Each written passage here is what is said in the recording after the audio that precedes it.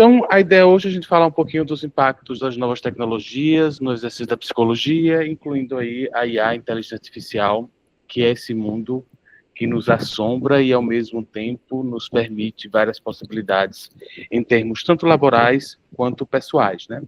A IA, ela é algo que aparece, né, e a gente pensa muitas vezes que é uma coisa quase uniforme, mas se a gente for falar do mundo da IA aqui, a gente vai falar de várias áreas ou sub-áreas que existem dentro da inteligência artificial. Eu não vou adentrar muito nas especificidades das áreas, né, esse não é o nosso objetivo aqui, mas só para a gente compreender de início que a IA é um mundo, né, que se apresenta a partir do momento em que dados são processados ou informações são processadas a todo instante, né, produzidas aí quando a gente está nesse uso das tecnologias. Então, a gente vai entender como é que a IA ela aparece como uma ferramenta poderosa aí tanto para impactar as nossas questões pessoais ou profissionais. E aí eu já faço essa ligação, porque se eu estou falando que a IA impacta a vida e a nossa vida, ela vai impactar a vida de várias pessoas. E é por isso também que isso se faz.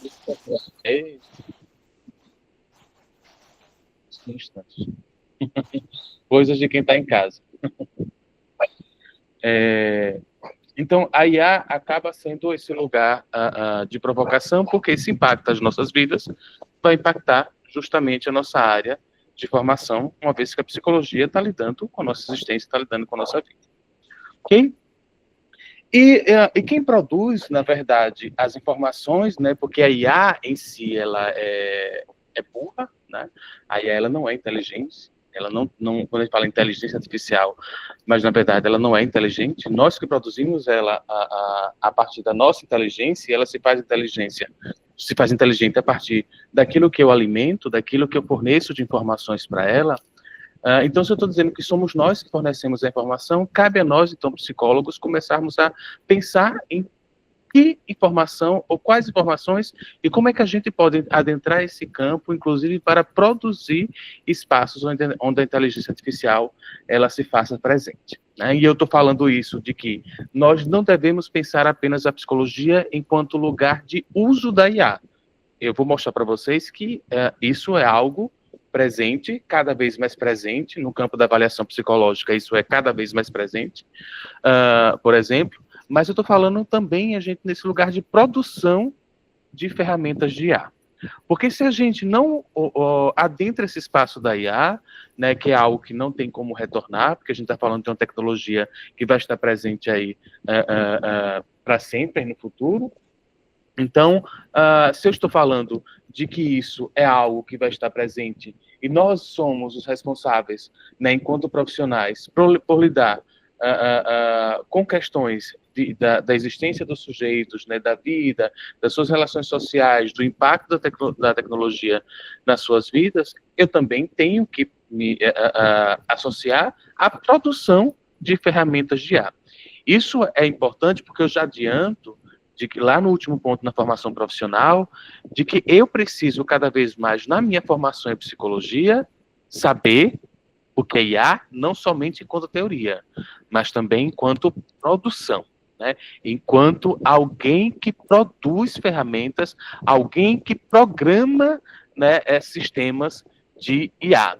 Por isso, a nossa formação, não só a nossa, né, mas estou falando aqui muito mais para psicólogos, na nossa formação, a gente vai precisar cada vez mais estar antenado nos cursos, nas formações que nos coloquem nesse mundo. Daí, o mundo da TI, das TICs, mas da TI, né, das tecnologias de informação ou dos sistemas de informação, não será mais um mundo somente para aqueles profissionais que fazem a graduação em TI. Será um mundo para nós. Né? Eu vou ter que saber adentrar esse espaço para também ser produtor, porque eu não posso ser apenas crítico desse lugar e não produzir também, porque senão quem vai continuar produzindo esse espaço da IA vão ser justamente os sujeitos que estão ligados à área de TI, né, os sujeitos que estão ligados à ciência da computação, e eles muitas vezes não têm essa preocupação humanizada, que é um outro ponto que eu vou trazer aqui, né, que está ligado a nós. Por isso, em todo o sistema de IA, é necessário que a gente se insira enquanto profissional que vai discutir a humanização e os aspectos éticos, e inclusive os vieses, né, ali da inteligência artificial, quando ela utiliza dados que são dados equivocados, vamos chamar assim, ou dados enviesados em termos de preconceitos e estereótipos. Então, a minha pauta aqui é falar um pouquinho do que é essa inteligência artificial no campo da psicologia, trazer muito do panorama tecnológico, ou seja, o que já existe só em termos de pontuações, de inovações na nossa área, né, o que já é possível, o que já está presente. Eu não tenho como trazer tudo, mas vou trazer o que é ponto principal, os riscos e desafios, né, e inclusive os impactos na saúde mental, porque também é uma área onde a gente adentra, justamente entender que a IA e a tecnologia digital, ela tem influência na saúde mental, as questões éticas e, por fim, a formação profissional, pensando aí onde a gente precisa se inserir. Então, em resumo, o que é a IA? Né? A IA são sistemas, né? É uma simulação de competências. São sistemas que reproduzem habilidades humanas. Essas habilidades humanas, né? E aí existe uma IA chamada IA forte, uma IA chamada IA fraca, né? Essa IA forte é aquela que está mais próxima de uma realidade do nosso processamento enquanto ser humano. E aí esses sistemas eles tentam reproduzir habilidades humanas. E quanto mais forte a IA, mais próximo de uma realidade humana essa IA ela vai estar ali ligada. Né? Então, só para vocês entenderem, né, quando a gente fala hoje, por exemplo, de redes neurais, é uma simulação de um funcionamento de um cérebro que vai justamente fazer essa manipulação de dados para chegar a um resultado cada vez mais preciso. E o grande poder da IA é porque ela é um sistema de aprendizagem contínua. Né? Então, os sistemas que utilizam IA, eles estão sempre aprendendo. Então, toda vez que eu utilizo, por exemplo, o que é uma IA mais fraca, o chatbot, né? Toda vez que eu interajo com o chatbot, eu estou alimentando esse chatbot. Aí, quando a gente fala hoje de IA generativa, é porque um IA que, a partir dos dados que eu também vou alimentando, ela é capaz de gerar novos dados.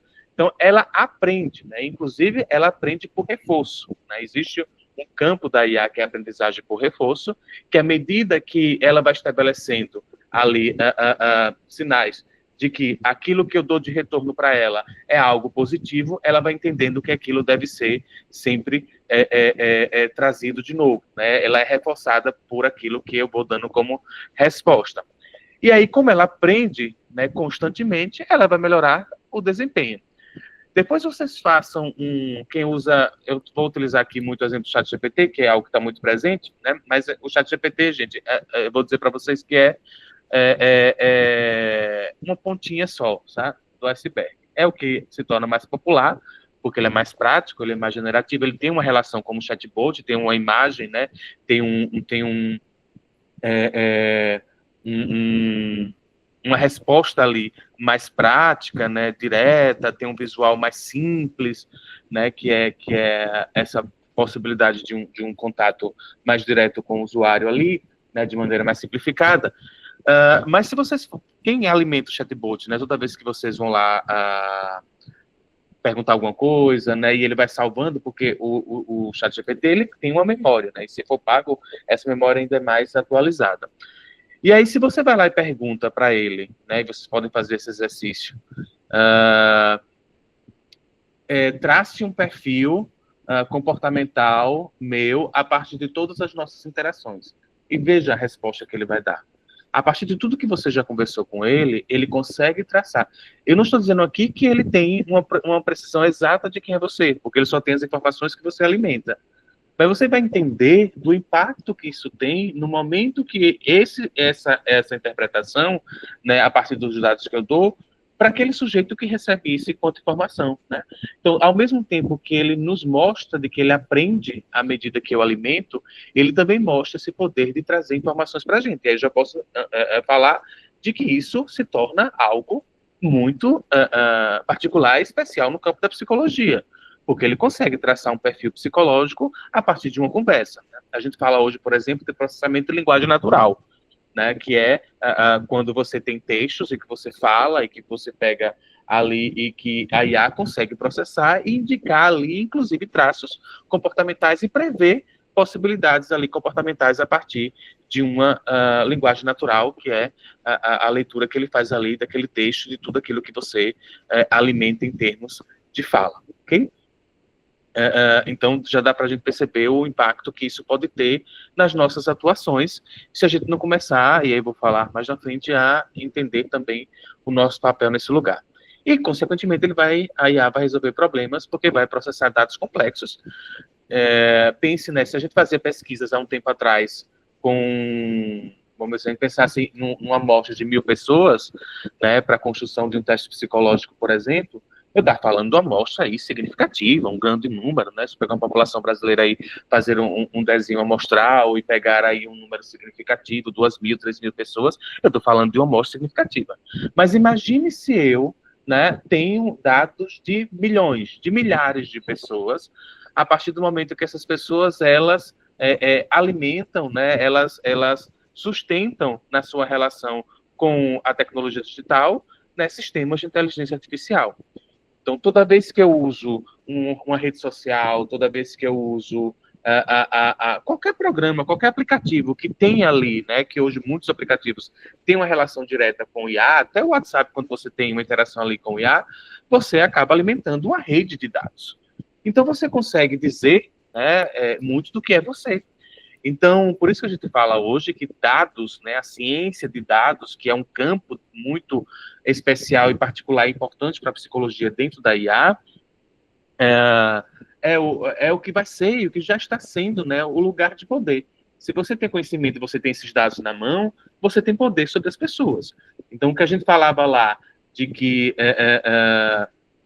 né, quem sabia, quem tinha conhecimento, né? A gente fala na modernidade, a medicina que passa a ter conhecimento a partir dos consultórios de como os sujeitos se comportam, né? A psicologia clínica que vai ter esse mesmo modelo biomédico que vai coletar ali as informações desse sujeito. Mas estou falando ali de uma pequena população, de uma pequena amostra, mas imagine isso em proporções enormes, né? Você vai ter tanto esses dados que podem ser utilizados para o que você quiser, né, tanto para questões mais positivas como para questões antiéticas. Então, por isso que esses sujeitos que demandam hoje, que detêm o poder das grandes redes sociais, das grandes corporações aí, tecnológicas da IA, eles conseguem, né, manipular as informações da maneira como eles entendem que seja melhor. Então, você está falando aí do Facebook, do Instagram, você está falando aí da OpenAI, né, que é a responsável pelos Estados Unidos. Então, imagina os dados que esses sujeitos têm nas mãos, o que eles podem fazer, justamente porque eles conseguem, né, ter esses dados complexos, encontrar, fazer predições, trabalhar com todos esses dados. Então, ela processa informações de forma bastante similar ao cérebro humano, né? Não é igual, né? Mas bastante similar ao cérebro humano, e tem sido cada vez mais próximo ao cérebro humano, porque, inclusive, hoje a gente já está falando de computação quântica, gente, né? Computação quântica, que é um outro campo aí de estudos, que vai potencializar a IA de maneira exponencial, né? Inclusive, saiu uma reportagem essa semana desses testes que estão sendo feitos em computação quântica, de um cientista falando de que os dados que foram processados podem ter tocado um universo paralelo, né? E aí vem toda a teoria dos universos paralelos, de multiversos, sendo aí retomada, né? E que é uma teoria científica e que começa a ganhar notoriedade novamente por conta da computação quântica, porque eu estou falando aí de uma computação em níveis muito mais exponenciais, né? E a produção de hardware, né, de computadores hoje, né, os meus computadores eram enormes, e tem voltado a ter computadores enormes por conta da necessidade de processamento.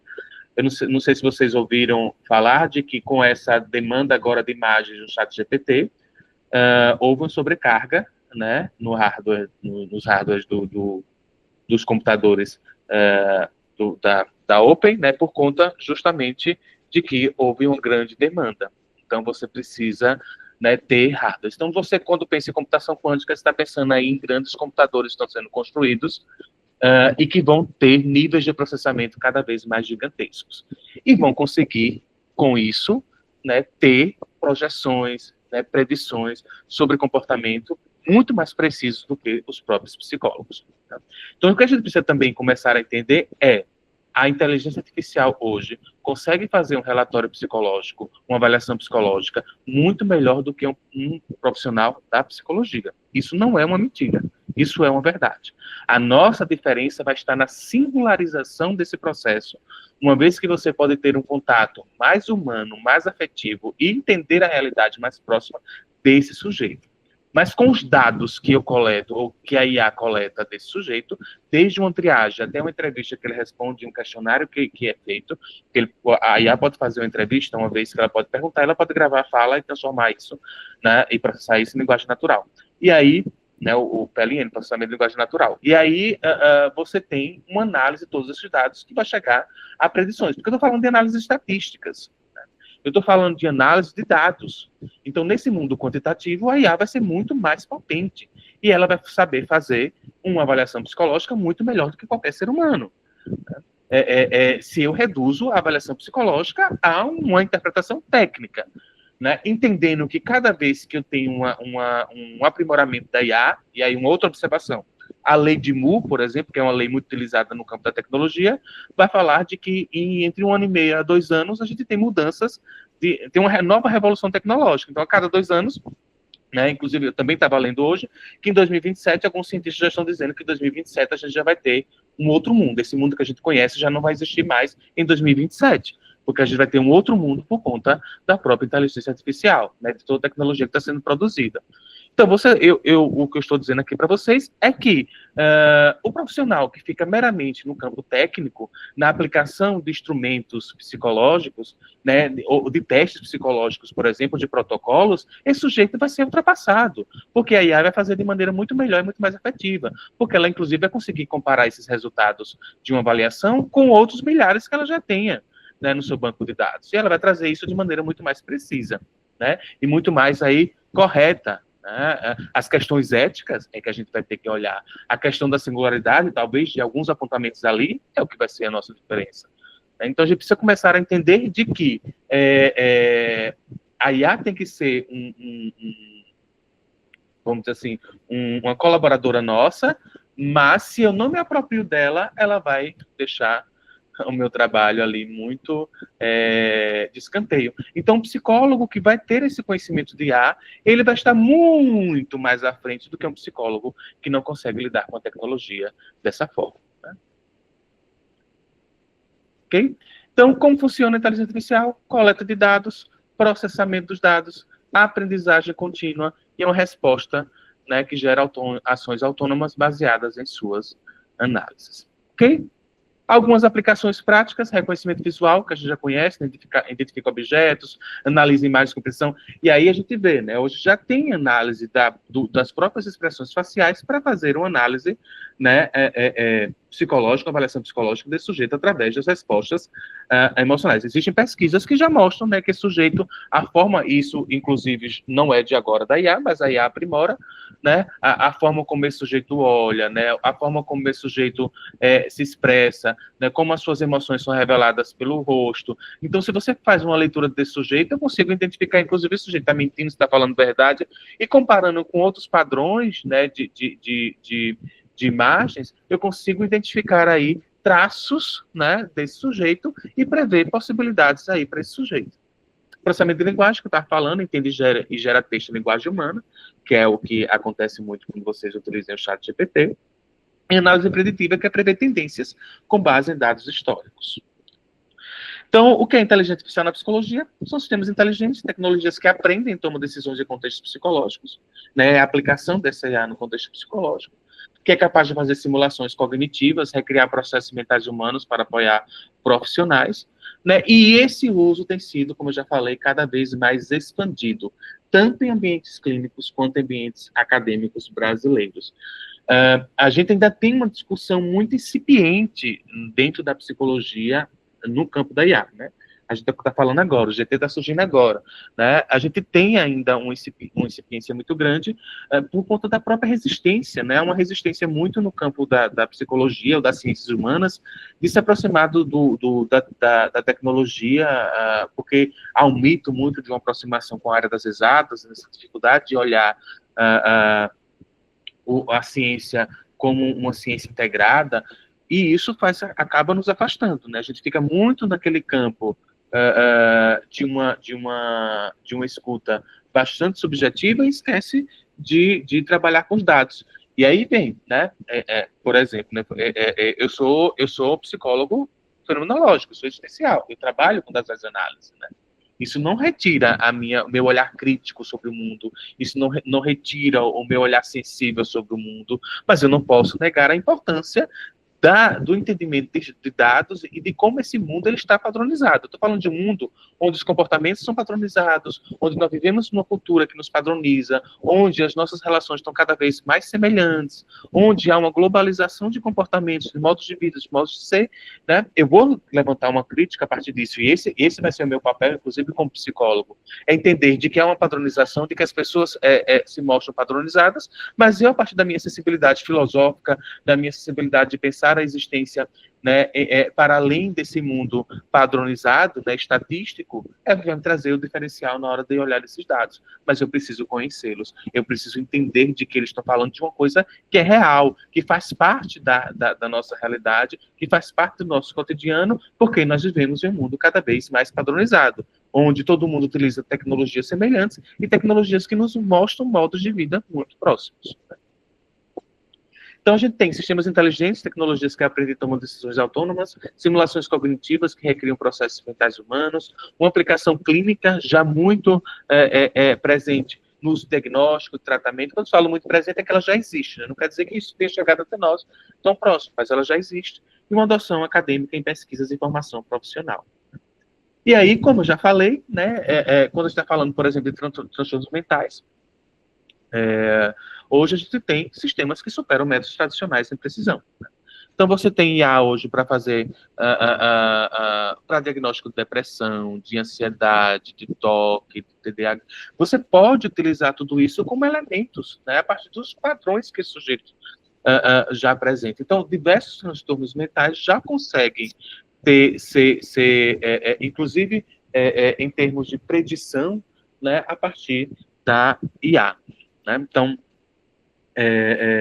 inclusive, né, existem estudos com o uso de IA para diagnóstico de uma predição de esquizofrenia, por exemplo, né, para questões de memória, os processos psicológicos básicos, né, que a gente utiliza, ou os mais complexos, eles já são aí alimentados, porque se eu estou falando, por exemplo, do campo da neuropsicologia, a gente vai falar cada vez mais próximo isso do ramo da IA, já que a gente trabalha muito com elementos ali de testes, né, e de protocolos padronizados.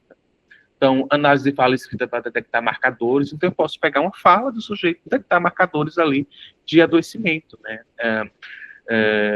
Em um dos meus mestrados, eu fiz, né, no meu último, justamente uma análise de triagem. Né? Eu peguei triagens de uma clínica escola de psicologia, e a partir dessa triagem eu identifiquei marcadores de ansiedade.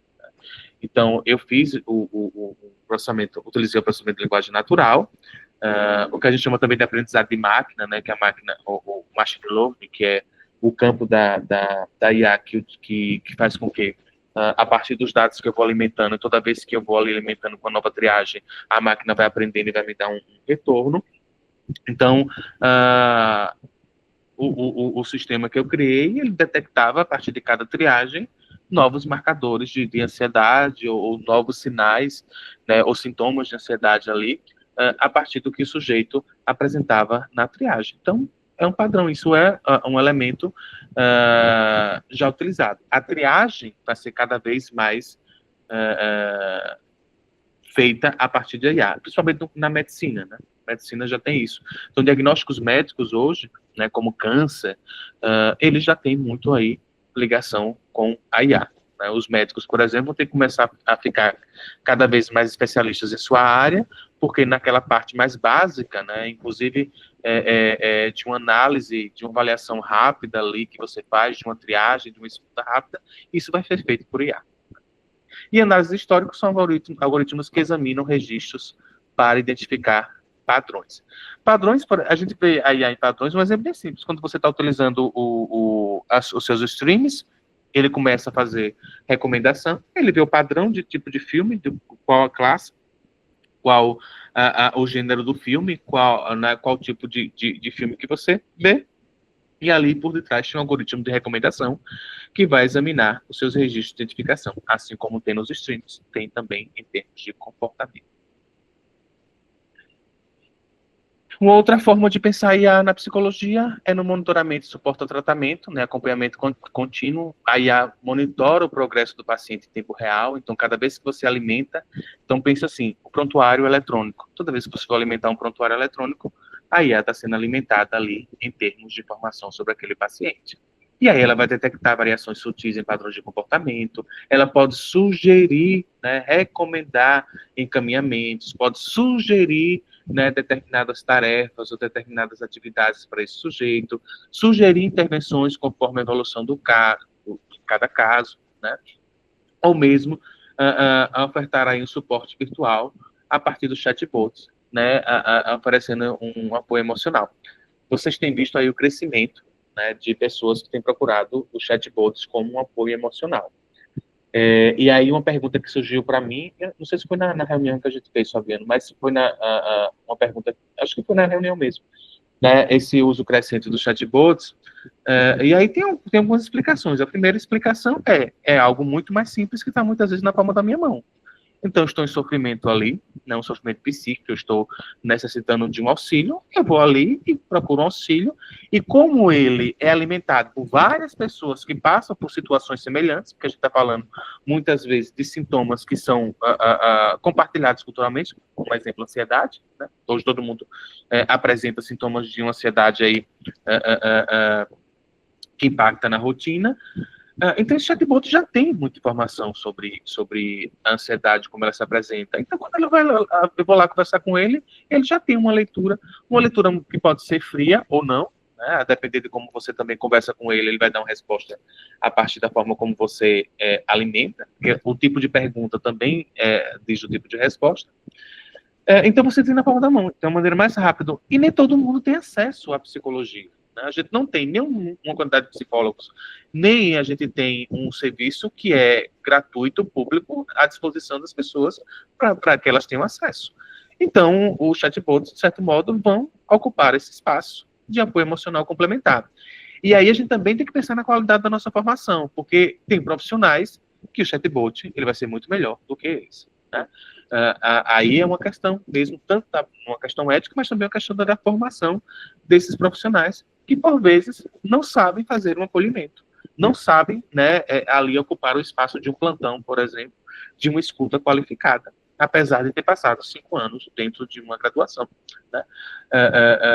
Mas, por diversas questões, que não vem aqui ao caso, mas esse sujeito vai ter dificuldade ali de fazer uma escuta, e o chatbot, né, por mais que ele muitas vezes não fale, porque pode falar, se você está falando, o Alexa agora, por exemplo, ela vai sofrer uma atualização, não sei se já sofreu, mas estava para sofrer uma atualização, para que ela fosse integrada à IA generativa. Então, a Alexa vai ser um chat GPT dentro de casa. Então, eu vou poder conversar com ela, e ela vai responder. Então, vocês imaginam o impacto disso em pessoas que estão em crise. Um chatbot que vai estar 24 horas ali disponível para momentos de crise.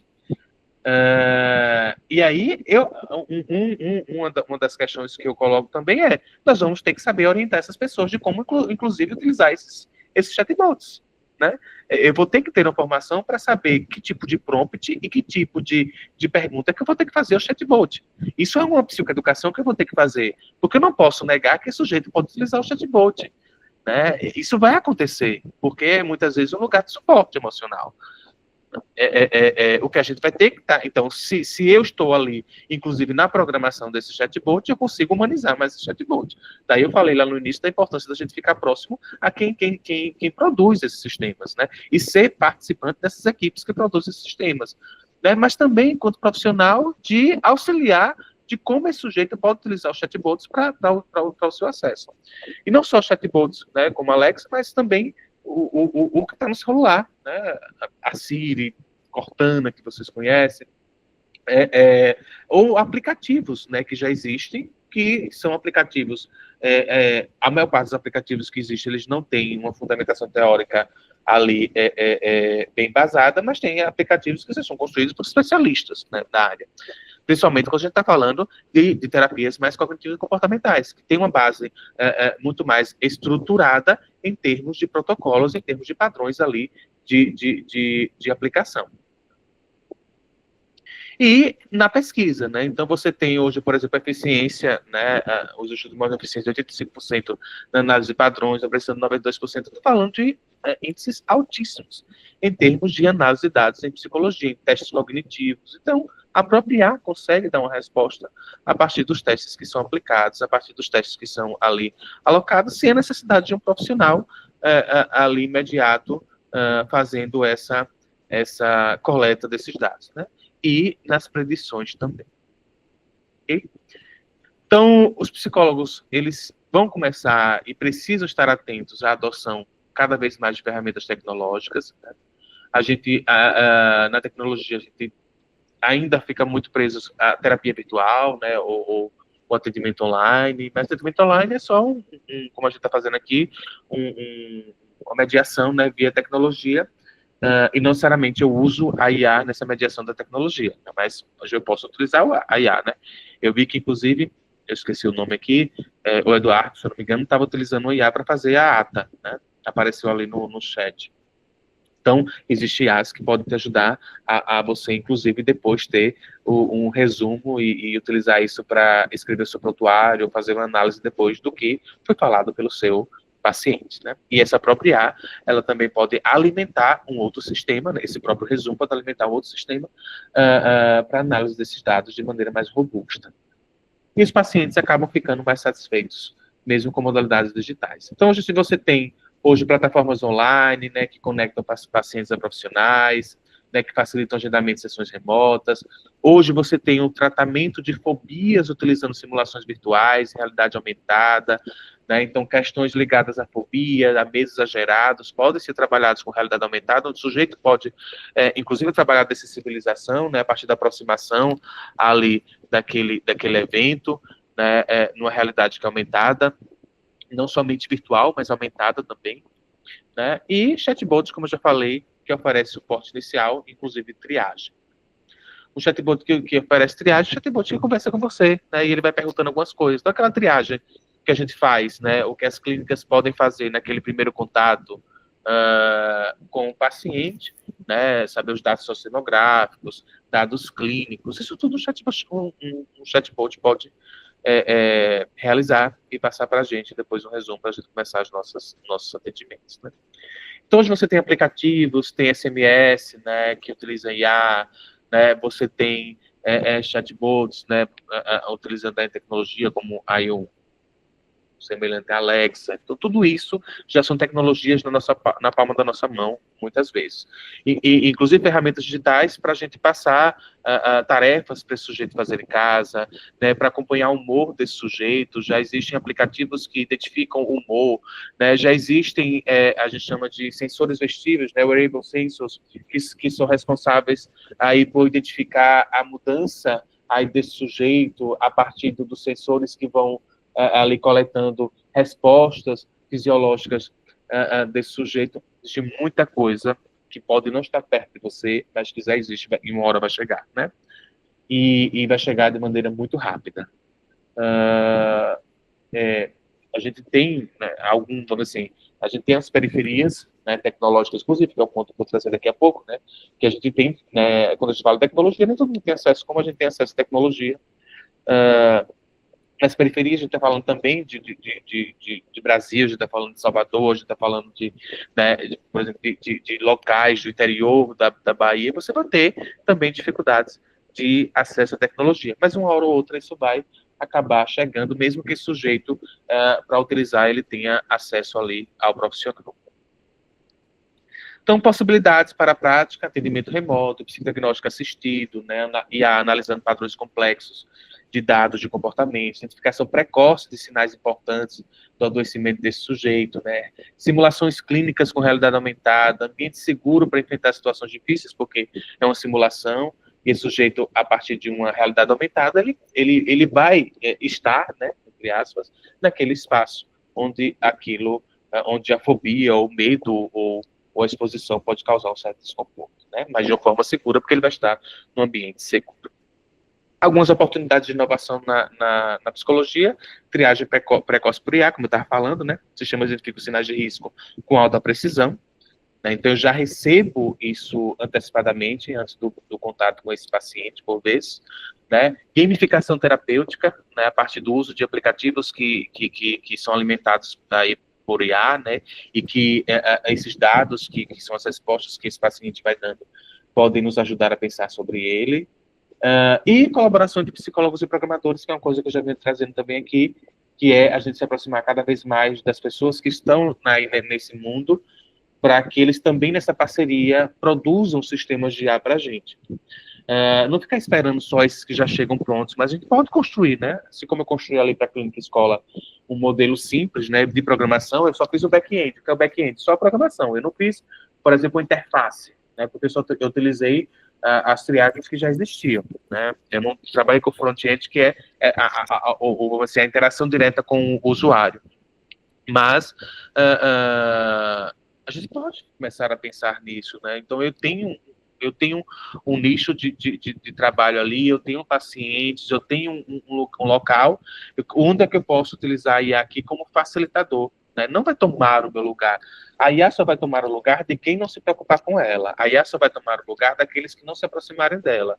Porque aqueles que não se aproximarem não vão saber usar e não vão saber como lidar com ela no momento em que ela estiver ali, possivelmente assumindo esse lugar, né? Então, profissional que não tiver essa relação com a tecnologia, esse profissional vai ficar aí defasado no mercado mesmo, ok? Tendências futuras mais, terapia em realidade virtual, ambientes imersivos para tratamentos específicos, IA numa clínica avançada, com assistentes inteligentes, né, os chatbots, avaliam diagnósticos precisos, ou sistemas que eu alimento ali a partir até mesmo, né, de deep learning, de redes neurais, que são as ferramentas da IA, Big Data, né, Big Data em políticas, ou fazer análise populacional aí com grandes bancos de dados para identificar transtornos, só trabalhar com prevenção, com predição de transtornos, e até mesmo com microintervenções em momentos terapêuticos prévios via dispositivos móveis, utilizando aí aplicativos ou mesmo a interação mediada pela tecnologia. Hoje tem plataformas brasileiras já que conectam profissionais, que eu falei, a triagem, já falei isso aqui, né? Então, essa é a primeira parte para mostrar para vocês o mundo, né? Eu falei algumas coisas, mas veja o mundo que tem se apresentado para a psicologia a partir da IA. É muita coisa que eu estou falando aqui, mas também outro tanto de coisa que eu não trouxe aqui. Mas essas são as que eu percebi que chamariam mais atenção e que tocariam mais as nossas necessidades aqui enquanto reunião ampliada do GT, ok? E aí, falando da IA e da tecnologia com risco para a saúde mental, que é um outro campo de análise, de estudos que nós podemos nos dedicarmos, né?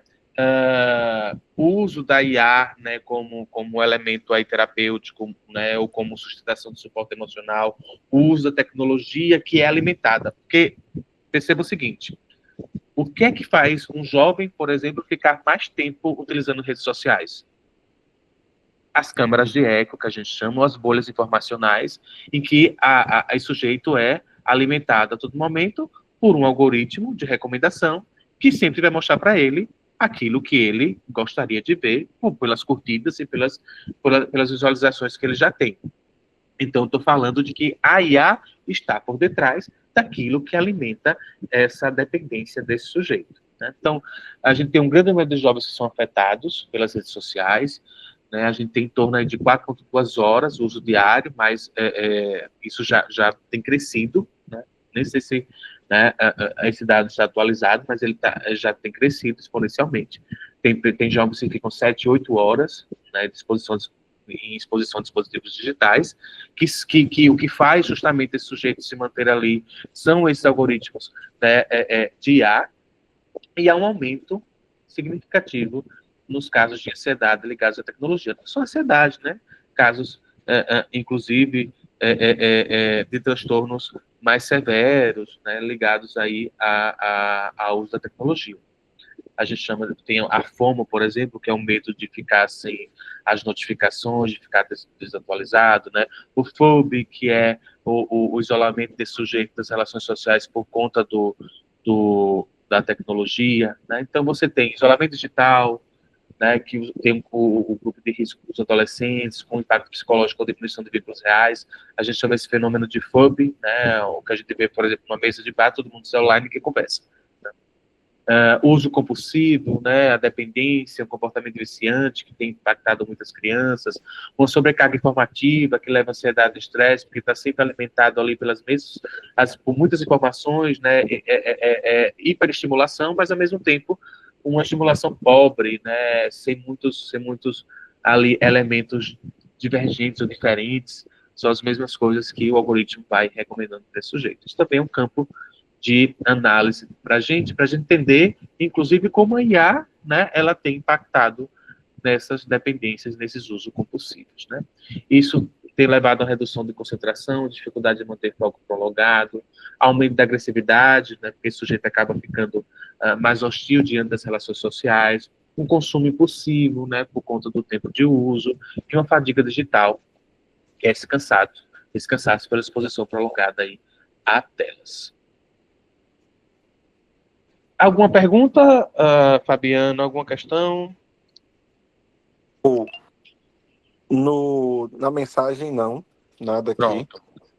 Acho que a gente pode ir avançando. Mas se alguém tiver alguma observação aí, se estiver indo muito rápido, alguma coisa assim, podem observar. Para mim tá ótimo, estou gostando bastante. A velocidade tá ok também. Vi que atualizou ali, o conteúdo também tá bem bacana, bem legal, cara. Pronto. Ótimo. Vou continuar aqui. Aí, já tendo falado né, eu falei inicialmente das tecnologias, né, e da aplicação na psicologia hoje, estou falando agora dos riscos à saúde, da IA, vou passar por outro ponto agora, que são os estereótipos codificados em IA. E aí a gente começa a adentrar o espaço da ética, que é um outro campo aí importante para as nossas discussões. Quando a gente está falando de codificação em IA, quando a gente está falando de algoritmos, esses algoritmos eles vão reproduzir aquilo que, né, eles são alimentados. Então, se eu tenho uma sociedade que é preconceituosa, que tem estereótipos de gênero, que tem estereótipos raciais, que tem viés aí preconceituosos, isso vai estar nos dados que alimentam a IA, porque a IA não é capaz de pensar por si só, né, a não ser que eu alimente, né, esses dados, e aí ela começa a pensar, né, entre aspas, a partir dos dados que eu vou construindo. E aí depois ela tem uma certa independência, né, da forma de lidar com esses dados. Então, os algoritmos, eles têm associado, e vocês podem fazer um exemplo, né, se vocês perceberem, né, quando vocês pedem imagens, quando vocês colocam no Google alguma coisa, porque no Google também tem ali, quando você coloca, né, o próprio Gemini, né, que é das ferramentas do Google, você vai perceber de que os estereótipos se apresentam ali nas imagens, né? Então, os algoritmos, eles associam pessoas de pele clara a trabalhos bem remunerados, né? Ele retrata a realidade, né, que é uma realidade excludente, segregadora, e ele vai tender justamente a mostrar, sempre que eu peço uma pessoa, só uma coisa interessante, se você pede para construir uma apresentação sobre psicologia, geralmente o psicólogo vai ser branco, né? Que ele vai mostrar ali como imagem. Um outro ponto interessante é que o reconhecimento facial ele é menos preciso com pessoas negras, né? Então, você já percebe aí um viés racial na IA. E aí vem o nosso papel de justamente estar próximo a isso, de identificar isso e de salientar essa preocupação e ficar próximo a esses sistemas de IA. Estereótipos de gênero, né, agentes virtuais recebem nomes femininos, né, Alexa, Cortana, né, a Siri, são nomes femininos, justamente porque essa ideia de cuidado, essa ideia de alguém que vai falar de forma mais doce, mais tranquila, uma forma mais delicada, está sempre ligado à questão do feminino, né? esse estereótipo de que a mulher ela é esse lugar de cuidado e o lugar também de alguém que vai servir, né? Alguém que vai estar ali posto a ser alguém para ser subserviente ao dono ali daquela IA, né?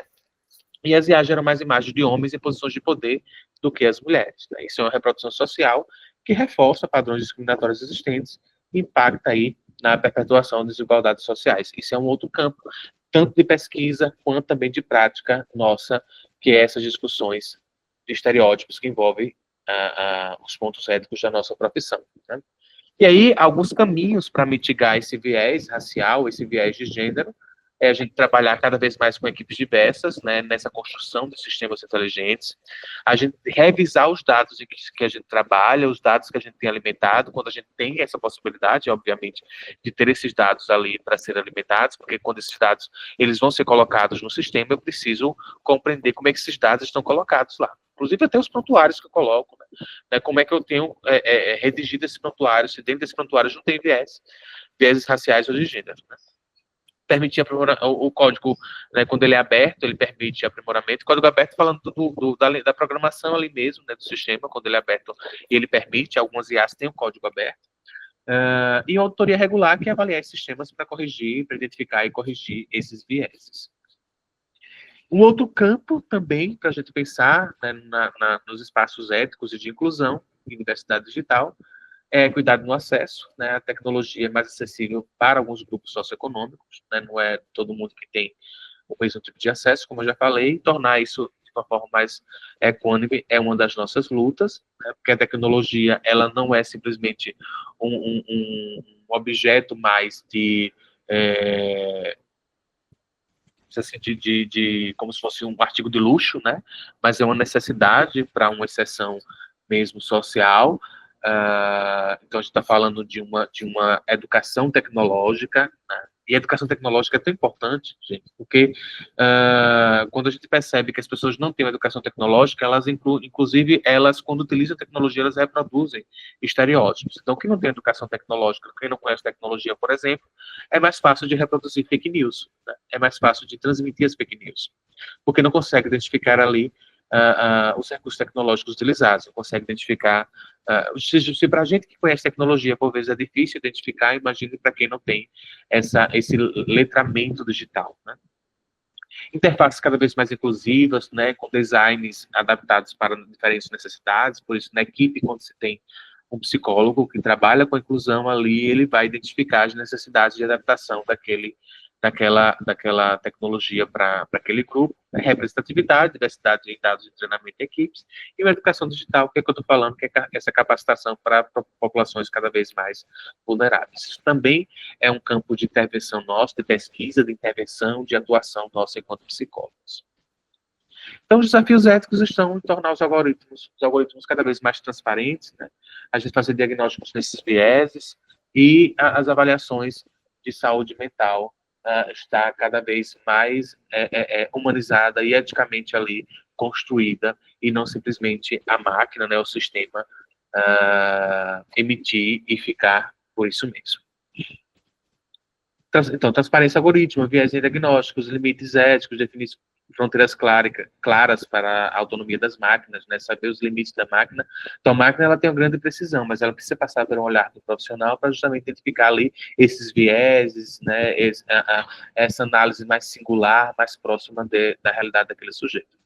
Sistemas automatizados necessitam de revisão por especialistas, que é essa supervisão humana. E aqui algumas legislações e responsabilidades, né? A gente tem a LGPD hoje, que regula os tratamentos de dados pessoais, aí dos sistemas, no uso aí da tecnologia, né?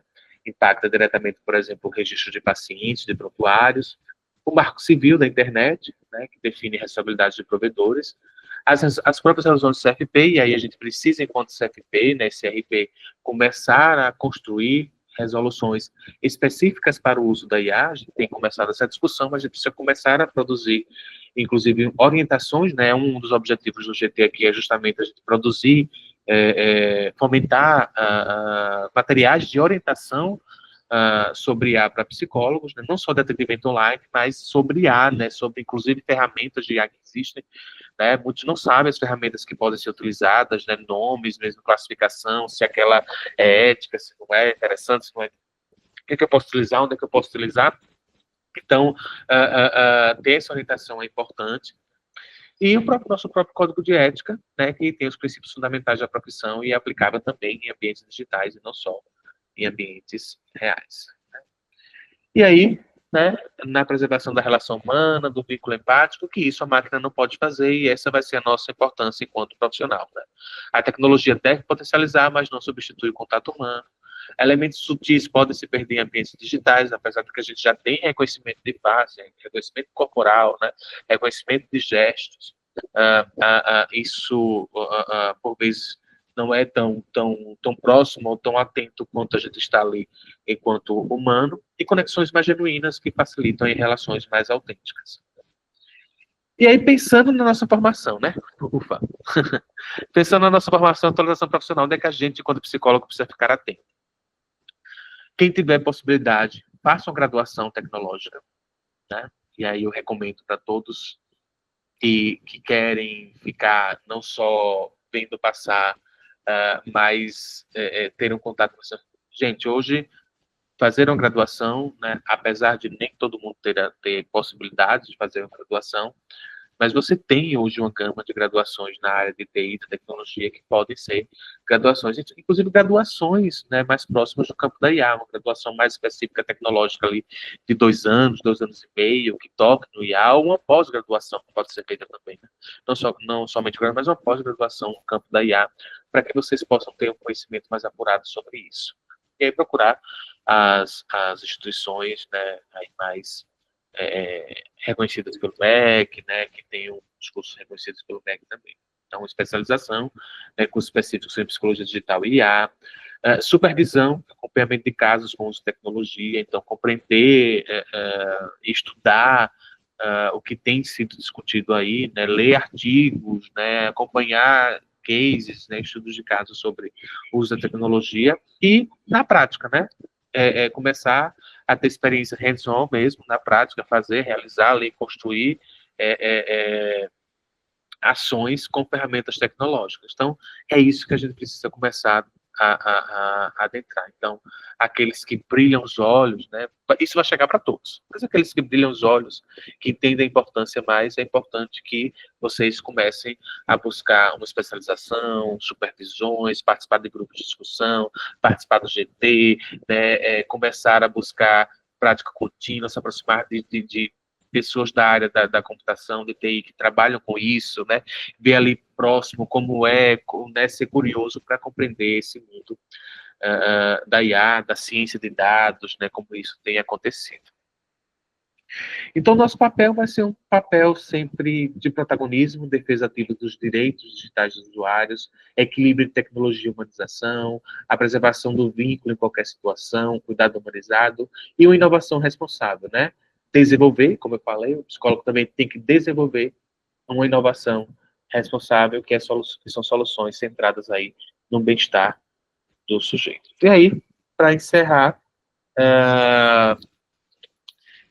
a gente, diante disso tudo, né, falei de muitas coisas, falei desde lá da aplicação, falei das questões dos viés, dos preconceitos, falei ali da saúde, do bem-estar, falei também da formação, e aí o que a gente entende por tudo isso é que, no final das contas, a gente precisa estar no equilíbrio tecnológico, entender que a tecnologia vai fazer parte e harmonizar isso com o nosso olhar humano. A atualização tem que ser sempre constante, aprendizado contínuo, como necessidade profissional para os dias atuais, onde a IA está presente, e os valores, continuar sempre mantendo os nossos valores orientadores de ética, de empatia e inovação, guiando o nosso futuro profissional aí junto com a IA. É isso, gente.